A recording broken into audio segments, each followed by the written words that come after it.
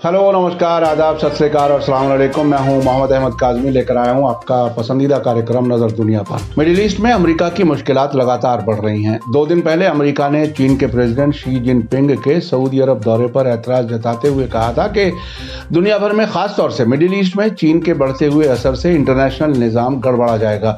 अब अमेरिका ने रूस और ईरान के बीच बढ़ते हुए डिफेंस ताल्लुकात पर वार्निंग दी है।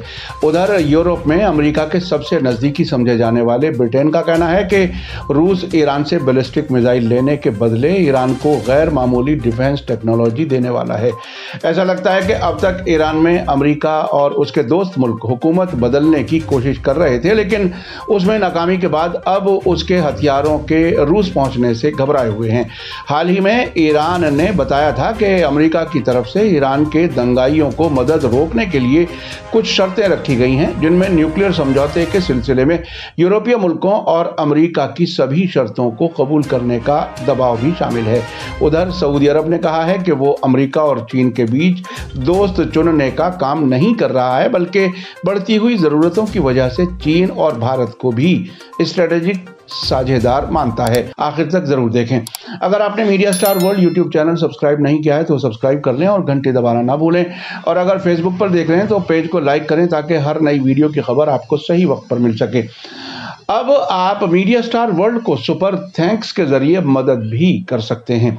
आज की बड़ी खबर है कि अमेरिका ने ईरान और रूस के बीच बढ़ती हुई डिफेंस साझेदारी के बारे में वार्निंग देते हुए इल्ज़ाम लगाया है कि रूस ईरान से हथियारों के लेने के बदले में उसे गैरमामूली सतह की फौजी और तकनीकी मदद दे रहा है। अल जज़ीरा के मुताबिक अमेरिका ने रूस पर ईरान को एडवांस फौजी मदद और तकनीक मुहैया करने का इल्ज़ाम लगाया है, जिसमें एयर डिफेंस सिस्टम भी शामिल है। सबसे पहले अमेरिका ने रूस पर इल्जाम लगाया था कि उसने यूक्रेन के खिलाफ जंग में ईरान के ड्रोन का इस्तेमाल किया है, जिससे यूक्रेन के एनर्जी के बुनियादी ढांचे को भारी नुकसान हुआ है। अब कहा जा रहा है कि रूस अपने यहां ईरान के ड्रोन की प्रोडक्शन लाइन शुरू करने वाला है। रिपोर्ट के मुताबिक व्हाइट हाउस की नेशनल सिक्योरिटी काउंसिल के स्पोक्स पर्सन जॉन किर्बी ने इन इल्जामों के लिए अमेरिकी खुफिया एजेंसियों के असेसमेंट का हवाला देते हुए कहा है कि रूस ईरान को एक गैर मामूली सतह की फौजी और तकनीकी मदद मुहैया कर रहा है, जो उनके ताल्लुकात को मुकम्मल डिफेंस साझेदारी में बदल रहा है। अमेरिका ने अब से पहले ईरान और रूस के बीच डिफेंस कोऑपरेशन की मजम्मत की थी। अब उसने हेलीकॉप्टर और लड़ाकू जंगी जहाजों के साथ साथ ड्रोन जैसे हथियारों के बारे में दोनों मुल्कों के बीच कोऑपरेशन का इल्जाम लगाया है, जिसकी वजह से उनके मुताबिक रूस के खिलाफ नई अमेरिकी पाबंदियां लगाई गई हैं। किर्बी ने कहा है कि रूस और ईरान यूक्रेन जंग के लिए रूस में ड्रोन असेंबली लाइन कायम करने पर गौर कर रहे हैं, जबकि रूस ईरानी पायलटों को सुखोई Su-35 फाइटर जहाजों की ट्रेनिंग दे रहा है, क्योंकि ईरान को मुमकिन तौर पर 1 साल के अंदर इस किस्म के जंगी जहाजों की डिलीवरी मिलने वाली है। किर्बी ने कहा है कि ये लड़ाकू जहाज अपने इलाकाई पड़ोसी मुल्कों के सामने ईरान की एयरफोर्स को काफी मजबूत कर देंगे।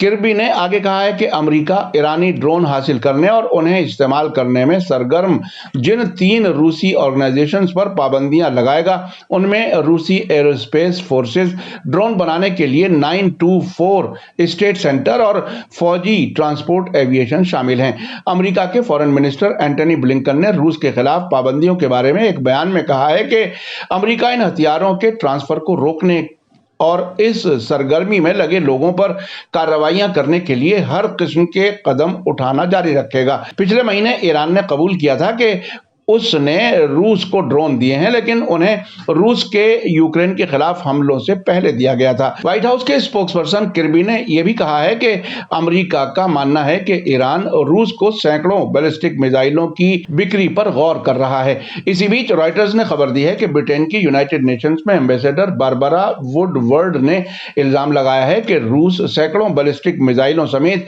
ईरान से ज्यादा हथियार हासिल करने की कोशिश कर रहा है और बदले में तेहरान को को गैर मामूली सतह की फौजी और तकनीकी मदद मुहैया कर रहा है।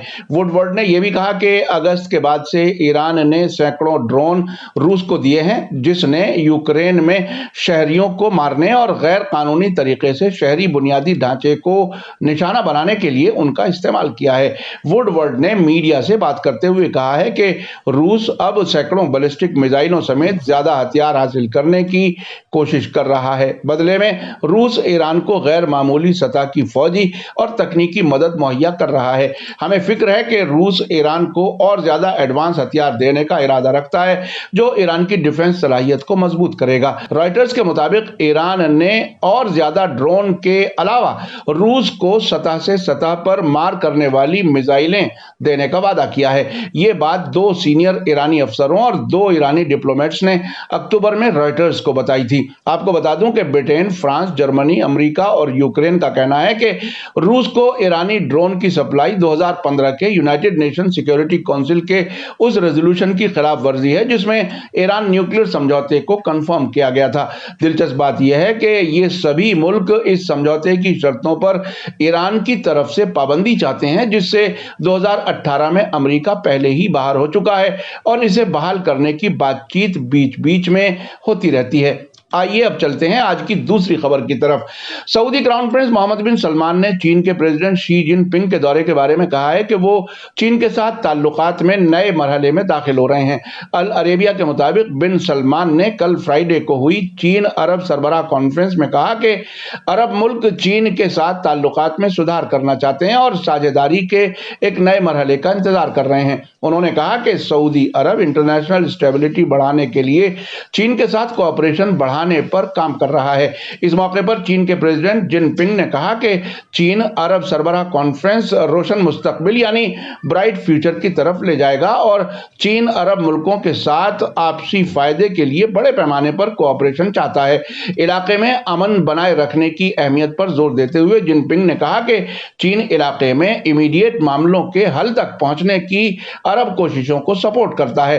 उन्होंने आगे कहा कि इस्लामोफोबिया और एक्सट्रीमिज्म का मुकाबला किया जाना चाहिए और टेररिज्म को किसी खास मजहब या नस्ल से नहीं जोड़ा जाना चाहिए। इजराइल फिलिस्तीन टकराव पर जिनपिंग ने कहा कि तारीखी नाइंसाफी जिसे फिलिस्तीनी लोगों ने सहा है आगे नहीं बढ़ना चाहिए। साथ ही उन्होंने कहा कि चीन 1967 के बॉर्डर्स के साथ पूर्वी यरूशलेम को राजधानी के तौर पर मानते हुए फिलिस्तीनी मुल्क के कयाम को सपोर्ट करता है। मिस्र के president Abdul Fattah al Sisi ने भी अरब चीन ताल्लुकात की अहमियत पर रोशनी डालते हुए कहा कि इलाकाई और इंटरनेशनल क्राइसिस हल करने के लिए चीन के साथ तालमेल बढ़ाया जाना चाहिए। अल अरेबिया की एक और रिपोर्ट में सऊदी अरब के फॉरेन मिनिस्टर प्रिंस फैसल बिन फरहान के हवाले से बताया गया है कि सऊदी अरब एक साथी और दूसरे के बीच चुनने में यकीन नहीं करता।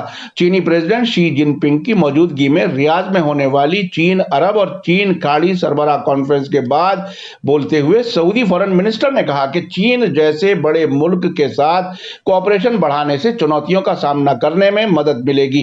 प्रिंस फैसल ने आगे कहा कि सऊदी अरब आपसी फायदे हासिल करने के लिए सभी के साथ कोऑपरेशन में यकीन रखता है। अमेरिका, भारत और चीन समेत कई मुल्कों के साथ हमारी स्ट्रेटेजिक साझेदारी है।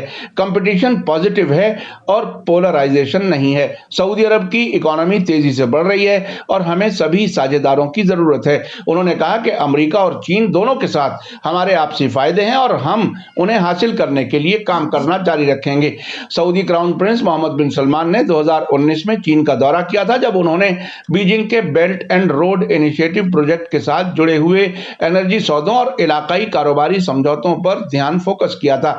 जिनपिंग का सऊदी अरब का मौजूदा दौरा ऐसे वक्त में हुआ है जबकि सऊदी और अमेरिका के बीच एनर्जी पॉलिसी से लेकर इलाकाई सिक्योरिटी और इंसानी हकूक तक के मामलों पर तनाव बढ़ा हुआ है। दोनों के बीच कई दहाइयों पुरानी साझेदारी को हालिया झटका अक्टूबर में उस वक्त लगा जब ओपेक प्लस मुल्कों ने अपना तेल प्रोडक्शन हर दिन 2 मिलियन बैरल कम करने का फैसला किया था, जिस पर अमेरिका का इल्जाम है कि इन मुल्कों का यह कदम यूक्रेन जंग में रूस का साथ देने जैसा है। आपने देखा कि इस वक्त अमेरिका, रूस, चीन और ईरान की सरगर्मियों से बेहद परेशान है। चीन के प्रेसिडेंट के सऊदी दौरे से जो बात सामने आई है वो ये है कि सऊदी अरब अब सिर्फ अमेरिका पर डिपेंड नहीं रहना चाहता, अब वो रूस, चीन और भारत के साथ साथ ताल्लुकात बढ़ाने के साथ ही ईरान से भी बातचीत आगे बढ़ाने के इशारे दे रहा है। अब बड़ा सवाल यह है कि क्या मिडिल ईस्ट से अमेरिका के पूरी तरह से पैर उखड़ जाएंगे या उसे हर तरह का कॉम्प्रोमाइज करते हुए रूस, चीन और ईरान के मामले में अरब मुल्कों को आजादी से फैसला लेने को कबूल करना पड़ेगा। मीडिया स्टार वर्ल्ड लगातार नजर रखे हुए है। इसी के साथ मुझे दीजिए इजाजत। आज का एपिसोड कैसा लगा कमेंट्स में जरूर लिखें। थैंक यू, धन्यवाद, शुक्रिया। जय भारत, जय हिंद। मीडिया स्टार वर्ल्ड के और वीडियो देखने के लिए हमारे चैनल को सब्सक्राइब करें और सीधे नोटिफिकेशन पाने के लिए बेल आइकन दबाएं।